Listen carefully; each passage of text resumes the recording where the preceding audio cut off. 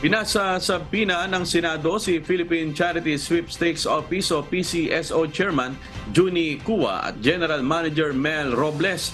Kasunod ito ng makailang beses umanong hindi pagsipot sa Senate hearing na layong imbestigahan ang integridad ng ahensya.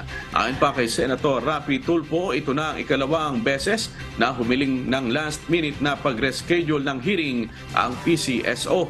Paliwanag naman ni Attorney Maria Katrina Nicole Contacto, Executive Assistant ng PCSO Office of General Manager, kaya hindi nakadalo ang dalawang matataas na opisyal ng PCSO sa patawag na Senate hearing dahil abala umano ito sa ilulunsad na Philippine Lottery System.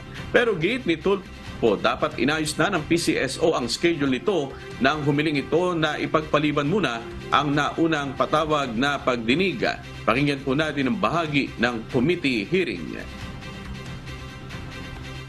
Ang yayabang nyo dyan sa PCSO.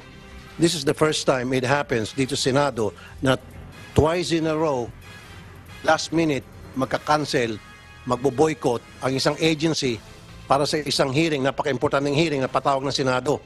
We would like to offer our sincerest apologies for the non-attendance. Frank, Your Honor, the only reason why we're requesting for an extension is because the launch of our PLS is due on October 1.